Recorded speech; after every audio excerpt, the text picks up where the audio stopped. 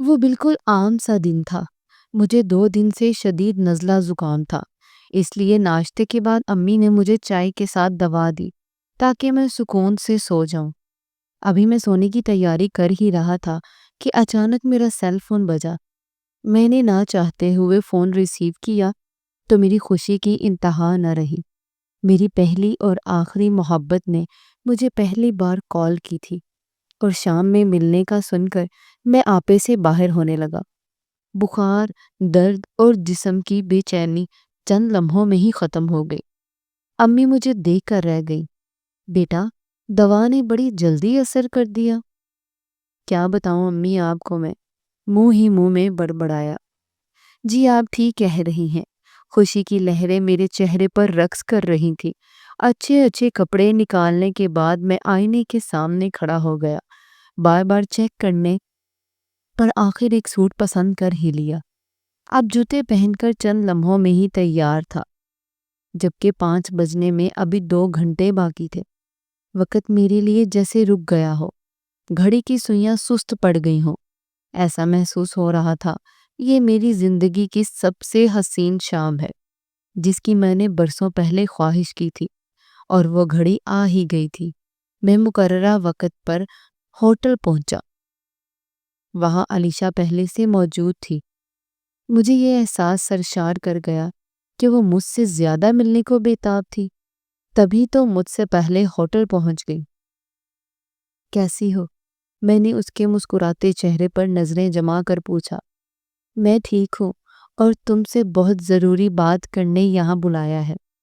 یہ کہتے ہوئے اس کے چہرے پر میں نے غیر معمولی سنجیدگی محسوس کی۔ سنو کاشان، میں امی کے ساتھ لندن جا رہی ہوں۔ ابو نے ہمارے ویزے بھیج دیے ہیں۔ تم یہ بات نہیں جانتے کہ میری اگلے ماہ شادی ہے، اور میں اب مستقل لندن میں ہی رہوں گی، کیونکہ میرا ہونے والا شوہر وہیں رہتا ہے۔ اتنا کہہ کر وہ چپ ہو گئی۔ علیشا کے یہ الفاظ سنتے ہی سارا جہان مجھے گھومتا ہوا محسوس ہونے لگا۔ بڑی مشکل سے خود پر قابو پا کر میں پھر سے اس کی گفتگو سننے لگا تھا۔ میں تمہارے جذبات اور احساسات کی قدر کرتی ہوں۔ میں اس بات سے آشنا ہوں تم میرے مخلص دوست ہو، اور واقعی مجھ سے سچی محبت کرتے ہو اور اپنا چاہتے ہو۔ یہ باتیں سن کر میں جذباتی ہو گیا۔ کس قدر میں تمہیں چاہتا ہوں علیشا، اور تمہیں پانے کے لیے کتنی منتیں مانگی تھی۔ میں تو یہ سوچ کے تم سے ملنے آیا تھا کہ میری مرادوں سے مانگی ہوئی دعا پوری ہو گئی ہے، اور تم مجھ سے ملنے آئی ہو۔ میں نہیں جانتا تھا کہ تمہارا ملنا مجھے ہمیشہ کے لیے دور کر دے گا۔ کاش میں اتنے خواب دے کر تم سے ملنے نہ آتا۔ کاش تم مجھے نہ بلاتی۔ میں تمہاری یادوں کے سہارے تم سے ملنے کی خواہش میں اپنی زندگی کے باقی دن گزار دیتا۔ کبھی تو میری دعائیں رنگ لائیں گی، کبھی تو تمہیں رب سے مانگ کر پا لوں گا۔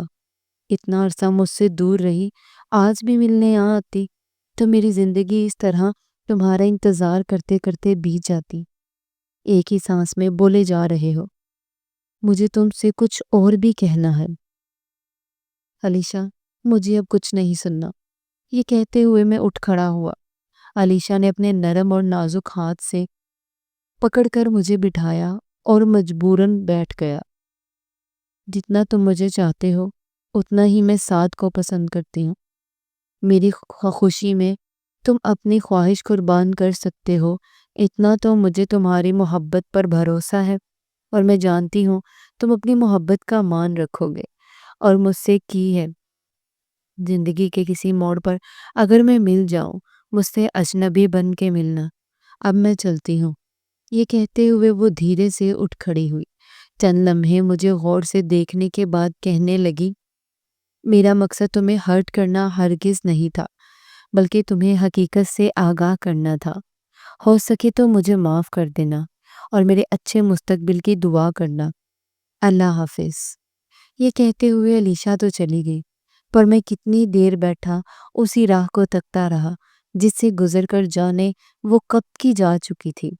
بوجھل قدموں کے ساتھ گھر لوٹا تو آنکھوں میں نمی دیکھ کر امی پریشان ہو گئی، تو ان کے بے حد اصرار پر انہیں بتایا، ایک دوست مجھ سے ہمیشہ کے لیے بچھڑ گیا ہے، پلیز مجھ سے مزید کوئی سوال نہ کریں۔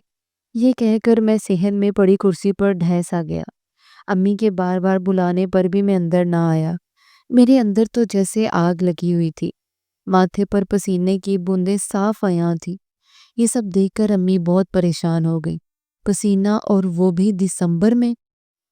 میں مٹی کا پتلا بنا بیٹھا رہا، جو نہ تو کچھ سن رہا تھا نہ بول سکتا تھا۔ میں اندر سے ٹوٹ سا گیا تھا۔ میرے حواس میرا ساتھ نہیں دے رہے تھے۔ جسے میں ایک حسین شام سمجھ رہا تھا، وہ میرے لیے کبھی نہ بھلانے والی دردناک شام ہو گئی۔ کتنی آسانی سے اس نے میری محبت کو اپنے پاؤں تلے رون ڈالا تھا۔ اس نے اپنی زندگی میں کسی اور کو شامل کر کے میری زندگی کو ہمیشہ کے لیے تاریک کر دیا تھا۔ یہی سوچ کر میں ساری رات تڑپتا رہا۔ ہوش مجھے اس وقت آیا جب میری آنکھ ہسپتال کے کمرے میں کھلی۔ اس کی جدائی نے مجھے اس قدر نڈھال کر دیا، صدمے سے میں بے ہوش ہو گیا۔ جب مجھے ہوش آیا تو میں اپنے حواس میں کب تھا؟ میں اس کے چہرے کو ہر چہرے میں تلاش کر رہا تھا۔ میرے دل و دماغ پر اسی کی حکمرانی تھی۔